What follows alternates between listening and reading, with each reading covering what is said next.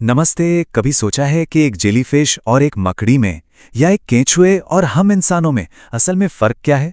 चलिए आज एक सफर पर निकलते हैं जंतु जगत के विशाल साम्राज्य में।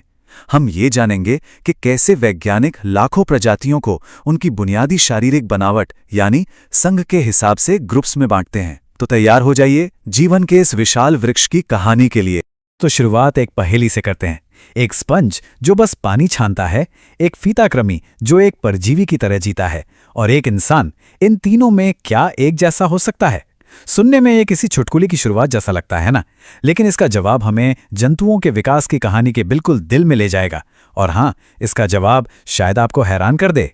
तो ये है हमारे आज के सफर का रोड मैप। हम समझेंगे कि संघ क्या होता है, फिर सबसे सरल जीवों से शुरू करके विकास की सीढ़ियां चढ़ेंगे और आखिर में उस ब्रांच तक पहुंचेंगे जिसमें हम इंसान भी आते हैं। तो ये संघ या फाइलम आखिर है क्या? इसे आप जंतु जगत के वर्गीकरण का सबसे बड़ा और सबसे बुनियादी ग्रुप समझिए।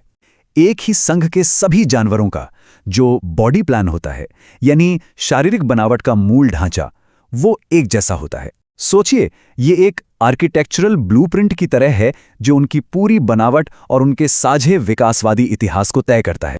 हमारी कहानी शुरू होती है जंतु जीवन की, बिल्कुल सुबह से, सबसे सरल जीवों के साथ। ये वो पायोनियर्स थे जिन्होंने पहली बार एक कोशिका से आगे बढ़कर कई कोशिकाओं वाला शरीर बनाने की हिम्मत की। हाँ, इनका डिजाइन काफी बेसिक था, लेकिन आज हम जो भी जबरदस्त विविधता देखते हैं उसकी नींव असल में यहीं रखी गई थी। इन शुरुआती जंतुओं को समझने के लिए हमें सिमेट्री यानी सममिति को समझना होगा। मतलब उनके शरीर के अंग कैसे अरेंज्ड हैं। कुछ जैसे कि स्पंज बिल्कुल असममित होते हैं, उनका कोई तय आकार नहीं होता। वहीं दूसरी तरफ जेलीफिश जैसे जीवों में होती है अरीय सममिति। इसे एक पिज्जा की तरह सोचिए। आप उसे केंद्र से किसी भी एंगल से काटें, आपको हमेशा बराबर हिस्से मिलेंगे। बस उनका शरीर भी कुछ ऐसे ही काम करता है। और यहां हम मिलते हैं अपने पहले 3 संघों से। सबसे पहले पोरीफेरा यानी स्पंज। इनका शरीर छेदों से भरा होता है और पानी छानने के लिए इनके पास एक कमाल का कैनाल सिस्टम है।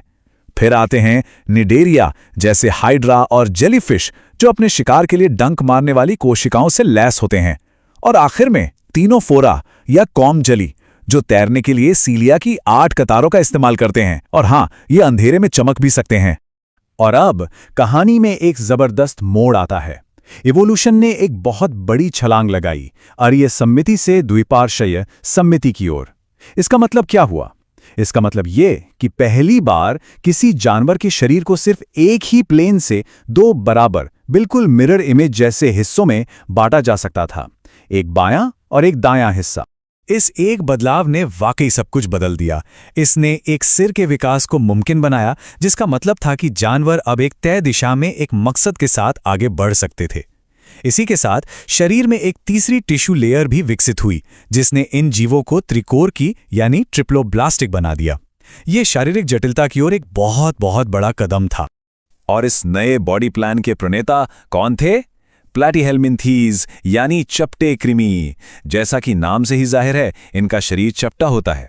ये द्विपार्श्वीय और त्रिकोरी की तो थे, लेकिन यहां एक और जरूरी कॉन्सेप्ट आता है, सीलोम यानी शरीर के अंदर की गुहा।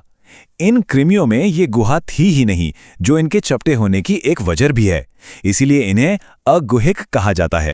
इस नई द्विपार्श्वीय बनावट के साथ जानवरों के अंदरूनी अंगों को रखने के लिए अलग अलग डिजाइन सामने आए, और ये सब कुछ घूमता है देह गुहा यानी सीलोम के आसपास। ये वो खाली जगह होती है जो पाचन नली और शरीर की बाहरी दीवार के बीच में होती है। तो इससे शरीर के 3 मेन ब्लूप्रिंट्स बने। इसे एक घर बनाने जैसा समझिए। पहले अगुहिक जैसे चपटे कृमि, ये एक ठोस दीवार की तरह है, अंदर कोई खाली जगह नहीं। फिर आए कूटगुहिक जैसे गोल कृमि। इनमें गुहा तो है, पर उस पर ठीक से लाइनिंग नहीं है, समझिए एक कच्चा कमरा है। और आखिर में प्रगुहिक जैसे केंचुए। इनमें एक सच्ची और पूरी तरह से लाइंड गुहा होती है, एक व्यवस्थित जगह जो कॉम्प्लेक्स अंगों को बनने में मदद करती है। चलिए नेमेटोडा और एनालिडा को जरा और करीब से देखते हैं। नेमेटोडा यानी गोल कृमि हर जगह मौजूद हैं और अक्सर परजीवी के रूप में रहते हैं। वहीं दूसरी ओर एनालिडा जैसे कि केचुए, इनकी सबसे बड़ी पहचान है इनका टुकड़ों में बटा शरीर और सच्ची देह गुहा। जिसने उन्हें और भी ज्यादा कॉम्प्लेक्स बनने का मौका दिया। सच्ची देह गुहा और द्विपार्श्वीय सममिति वाले इस ब्लूप्रिंट ने विविधता का एक ऐसा धमाका किया जिसकी कोई सीमा नहीं थी। अब हम उन संघों को देखेंगे जिन्होंने इस डिजाइन का इस्तेमाल करके जमीन, समुद्र और हवा हर जगह अपना परचम लहरा दिया। और इस सफलता की कहानी में सबसे ऊपर है संघ आर्थ्रोपोडा। ये जंतु जगत का सबसे बड़ा, सबसे विशाल संघ है, जिसमें कीड़े, केकड़े, मकड़ियां मतलब अनगिनत जीव शामिल हैं। असल में पृथ्वी पर मौजूद सभी जंतु प्रजातियों में से 80% से ज्यादा इसी ग्रुप से हैं। आर्थ्रोपोडा की सफलता का राज उनके जुड़े हुए पैर, एक मजबूत बाहरी कवच यानी बाह्य कंकाल और खंडित शरीर। एक और जबरदस्त सफल संघ है मोलस्का, जिसमें घोंगे और ऑक्टोपस जैसे जीव आते हैं। इनके बॉडी प्लान की पहचान है एक कोमल शरीर जिसे अक्सर एक कवच बचाता है, और चलने फिरने के लिए प्रावार और एक पेशीय पात जैसी अनोखी चीजें।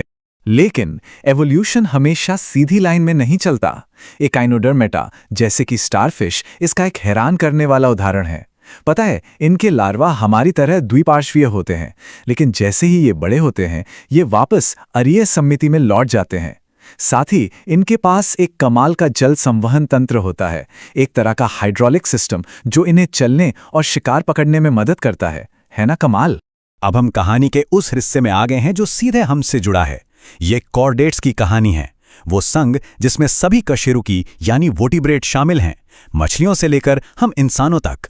लेकिन कॉर्डेट्स तक पहुंचने से पहले हमें हेमिकॉर्डेटा से मिलना होगा। ये कृमि जैसे समुद्री जीव हमारे सिस्टर संघ माने जाते हैं। और क्यों? एक मुख्य साजी विशेषता की वजह से। ग्रसनी गिल दरारें। जीवन के विशाल वृक्ष पर यही वो सुराग है जो हमें उनसे जोड़ता है। तो एक कॉर्डेट होने की 3 शर्तें हैं जो किसी भी जानवर में अपने जीवन में कभी न कभी जरूर होनी चाहिए। पहला, नोटोकॉर्ड, जो सहारे के लिए एक लचीली छड़ है। दूसरा, एक पृष्ठीय खोखली तंत्र का रज्जु जो आगे चलकर हमारा मस्तिष्क और रीढ़ की हड्डी बनती है। और तीसरा, ग्रसनी गिल दरारें। और यही वो मौलिक ब्लूप्रिंट है जिस पर सभी कशेरुकी, मछली, उभयचर, सरीसृप, पक्षी और हम स्तनधारी बने हैं। यहाँ तक कि इंसानों में भी भ्रूण के विकास के दौरान ये सभी विशेषताएं मौजूद होती हैं। तो उस सवाल पर वापस आते हैं जिससे हमने शुरुआत की थी। एक स्पंज, एक फीता कृमि और एक इंसान में क्या समानता है? जवाब है, वे सभी जंतु जगत का हिस्सा हैं, लेकिन हर एक बिल्कुल अलग मौलिक बॉडी प्लान यानी संघ को दिखाता है।